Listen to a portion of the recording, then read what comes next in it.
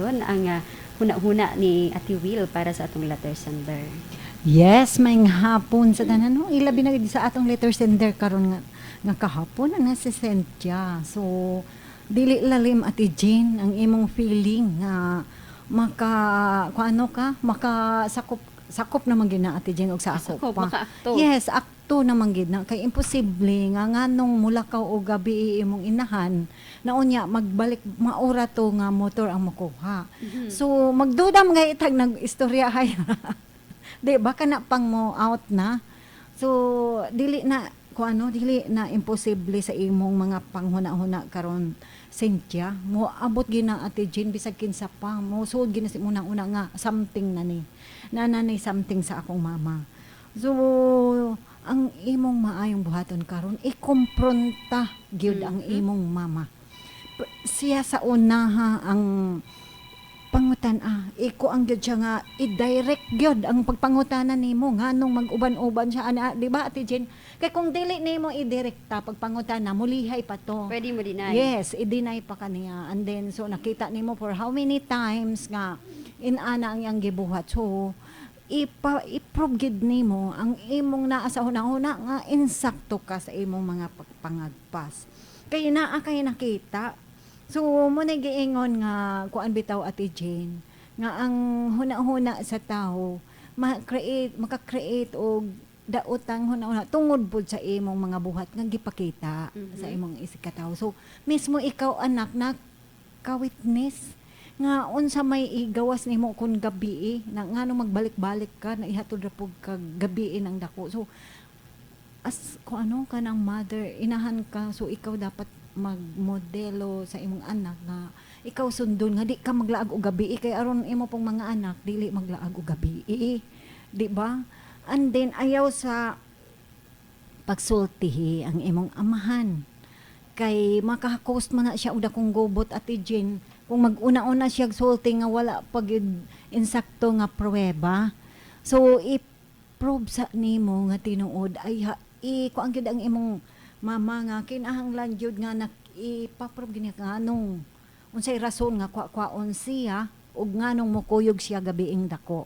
So ipakuan nimo i-clarify nimo ug insakto ay ka mo try og kanang sulti sa imong amahan nga dili pod siguro indirect lang ang imong ang pagsulti sa imong amahan kay ngano dako kayo nag-impact sa ilahang sa ilang relationship nga mawala na ang trust at Jane tungod sa anak nga mga buhat. So siguro imo lang og ako ang anak mo anak gyud ko nga nga paulion kanang Ate Jane kaning ipa-surprise og uli nga dili magpahibalo yang papa aron na di sa nila pahibalo nila mama kay aron ma-surprise panid-an kay aron makot in the act, di ba? Red-handed. Yes, aron dili na maka-deny, masakpan gyud. Kay lisod pud nga inaana lang pa may buhaton nga naning kamot gani ang imong husband para sa imong family nga naa kay ika sustain sa need sa pamilya. Pero nag-inaana ang imong nahibilin mostly manggod Ate Gino basta mo nagiingon sa akong nabati lang nga mga humili ba sa atong mga preacher nga di man mo kontento gud ta og bayabas ang mga Pilipino di daw ta mo kontento og bayabas so mangita gyud tag mansanas. apple kuno so moadto gyud sa gawas banto sa lugwa kay aron makakaon og apple so mo na siya nga pinaagi ana kay ang ato gud mga una-una ang atong gipangita nga murag mahayahay bitaw ta Ate Gino tungod sa atong maka-finance ang father o maka-finance ang mother sa mga needs sa mga anak kay responsibilidad man pod sa pamilya gud nga ato nang gikinahanglan. So supposed to be naning kamot apan mostly murag pila na ka percent ning nga nangkabulag na nga family tungod sa LDR relationship na Ate Gino tungod kay ambot kung unsay rason di po nato sila test kung unsa ang rason pero naay study Ate Jane according to expert no sa atong gikuhaan nila study nga ang out of 495 people revealed ang 8 reasons ang ni-come up. So, yes, number 1, niingon nga anger. So, nagkasuko sa imong partner katong ni ni try og kuan betray. So, na siya kasuko mo to nga nihimo siya ana. So, anan 2, low self-esteem. Number 3, lack of love. Number 4, low commitment. Muna siya. So, need for variety. Then, next, neglect. Then, sexual desire. And last, circumstance. So, inaana mga ka-feelings. Kay, kung mostly, ang ato kung kulang tag commitment sa usag-usa, dili gyud, no? Dili gyud mo padayon ang maayong relationship. So naagyoy isa nga mo mo give up or mangita og kanang pamaagi nga kanang magbuhat o dili maayo. So ang mga reason nga mo arise nga mo na nga ni arise nga mga rason nga nga ni betray ang isa ka partner. So mo na sentya ang imong himuon mo gid to the best nga ang imong inahan i one-on-one og istorya kay ayaw sa istorya sa lain ikaw sa and then kung dili mamati sa imo hamon di na gyud or mo kung gyud siya incest. So ang imong nabayay usahay pud Ate Jean kining inahan imong silbi imong grandmother imong sultian dili mo tuo ikaw na hino idauton ang anak nga magtumo-tumo ka. So ang imong amahan og ako lang imong amahan ipa-surprise og uli and then ipapaniid may nang siya ang makasakop kay namanggoy uban nga dili mo tuo kun dili makot in the act. So mora tayo kay kasulti kang Cynthia Ate Jean. Ayun, daghang salamat Ate Will sa imong share no. Actually, para sa ako i-validate lang nako ang iya nga na feel nga medyo na-stress siya nga naghuna-una kay bisag kinsa man siguro Ate Will no ang naa ka sa usa ka pamilya unya na kay makita nga posible nga potential gyud nga problema nga kung dili masolusyonan is posible nga magkaguba sa inyong pamilya. Natural ma-stress gyud ka nga maghuna-huna. Normal gyud ang imong gibati karon. And syempre kung pangutan-on ka lisod baya pod mamili no between mama or papa kinsa man sa ilang duha asa man ko mudapig asa man ko mo kontra di ba dili lalimpod sa usa ka anak nga ingana no kanang naa ka sa sitwasyon ba nga na ay issue na ay problema and unya instead nga i-settle medyo makahuna-huna kag komplikasyon nga mo kuan na kuno maka-imagine na noon ka nga wala na end na ni tanan asa man ko paingon asa man ko mosunod kang mama or kang papa.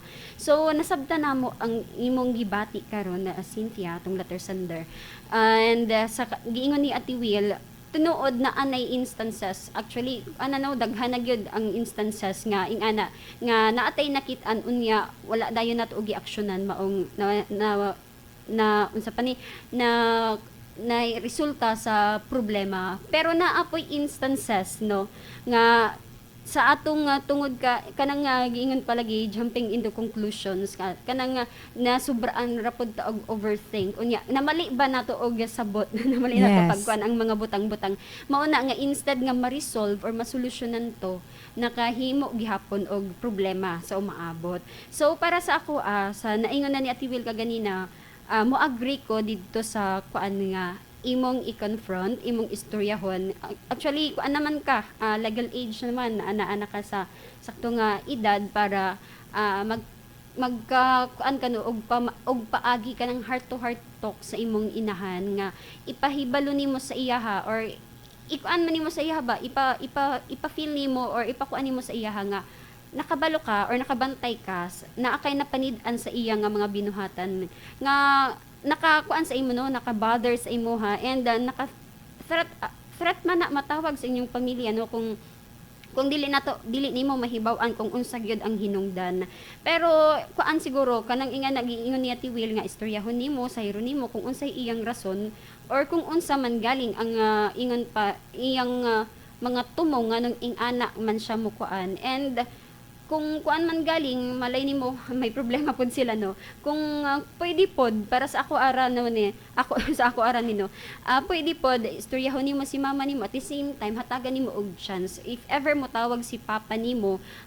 dunggo nimo kung unsa ang iyang tuyo whenever nga manawag siya sa imo instead nga sa imong inahan para makasayod pod ka or else ma-counter nimo ang katarungan sa imong inahan versus sa tuyo sa imong amahan, di ba? Ma-identify man ani Yes, Ate Will, kung oo. tinuod ba nga nag-istorya ang tao nga ingon niya kay ingani nga nung lain malagi ang kuan sa usa. So iyang maway kung Mm-mm. kinsay nag-istorya sa tinuod. Yes, so din harang nga pamaagi no, makuan nimo ba mahanapan ni naa na kay idea kung asa sa duha ang ingon pa may katarungan or may igong rason and then dinha nakamo kuan og mga butang-butang kung makaya pa since nagsugod pa man na kay 8 months pero taas-taas ng 8 months. Yes, taas-taas na natin. Taas-taas na nakabader na kaayo saya. Since ingana pa ang sitwasyon dili pa kaayo ingon nga lalom.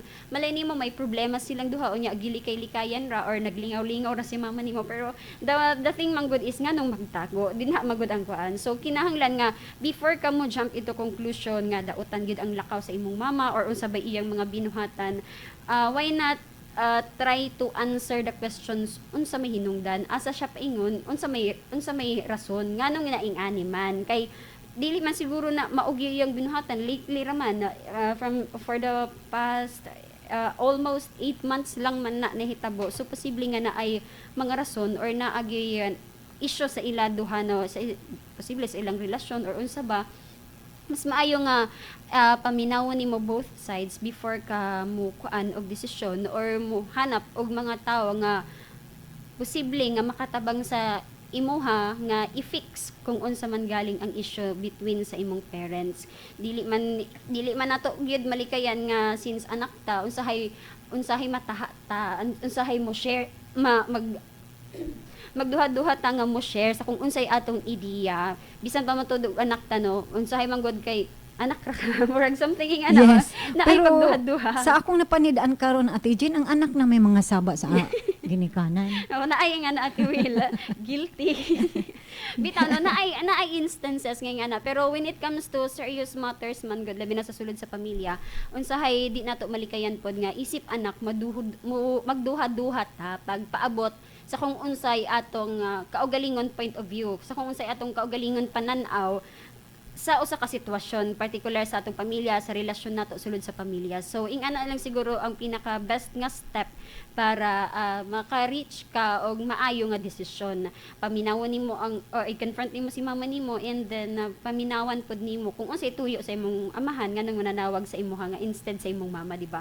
Kay ang mga pangutana sa imong hunahuna dili gyud na matubag until dili ka mobuhat og mga lakang, mga steps nga mamit kung unsa ang mga nag-rise nga questions nina sa imong una kung unsa ang nakahatag og stress sa imuha.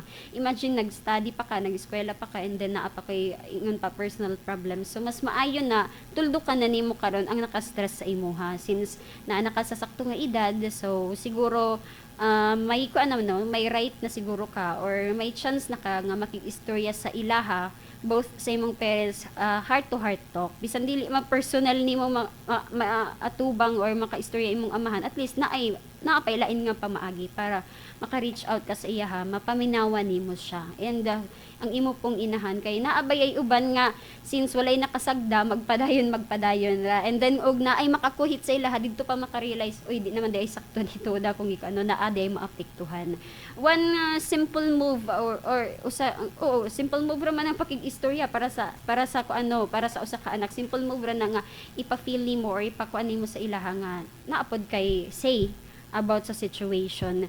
Ingana ra simple move ra siya pero at least makahatag og impact pod sa ilang una or sa ilang nakabot na nga mga decision kung naamang gyud galing issues kay dili gyud masulbad ang problema kung dili sugdan og istorya or dili sugdan og topic kung unsa ang mas maayo nga pamaagi. Okay, tinood din na Ate Jean. So, naapa kay Ate Will? And then pwede ang anak, mangutana kung asa siya paingon. Ang imong inan, pwede man ka mangutana, di ba?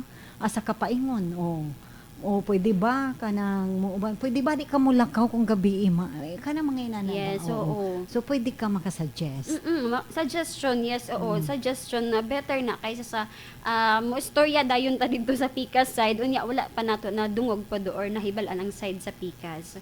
So, thoughts and quotes nag-ingon diri, snap judgments often lead to regrets for those whose only exercise is jumping to conclusion. So mao ni mga ka-feelings no, sayod man ta nga naa nay mga panghitabo nga susama ani nga ingon pa napasagda nato, so maong nahitumpawak hinuon sa kadautan, pero naapoy mga instances nga di nato mailimod nga tungod sa ni largutan no sa kung unsa man galing ra ang atong nakit-an, nakadaot pod gihapon ta sa mga relasyon, sa mga butang-butang. So ang among ika-kuan karon, ika-share karon or ikabilin sa atong mga tigpaminaw karon nga magpabilin ta nga open-minded sa mga butang-butang. Kay dili tanan kung unsay atong nakit-an maugyod ang tinuod nga nahitabo. Hinumduman nato perminti nga kung wala tay igong impormasyon mauna ang mga hinungdan or mao ang magtukmod sa ato nga mo jump or mo ambak ta sa mali nga konklusyon. So, mao to ang atong quote for the day ug karon ang atong Bible verse gikan kang Ate Will. Yes, gikan sa sulat ni James 5:10. Nag-ingon, take my brethren, the prophets who have spoken in the name of the Lord, for an example of sufferings, afflictions, and of patience. So, sa gamay lang na akong nasabtan, Ate Jane, nga kinahanglan andam ta kung naat ta uban sa Ginoo no natay pagtuo kaniya. Di gyud daw na mawala ang atong mga pag-antos, mga kinahanglan nga pagpasensya sa atong isip katawo. Kaya ang gipromise sa Ginoo nga kung naa ka sa Ginoo, naglihok ka uban sa Ginoo, naa diha pud nimo ang mga trial sa kinabuhi. So mga ka-feelings, ready ta. Kung naatay Ginoo, naapod ka nato ang mga pagsulay. Okay, mga ka-feelings, wala namang kita igong oras sa Rory Kapadayon kining atong programa. Magdungog-dungog na pud kita og mag-analawa kauban sa atong ate sa kahanginan. Kini si Ate Well. O kini si Ate G, natong kauban sa control si Engineer Primo Flores. Daghang salamat sa inyong pagpaminaw.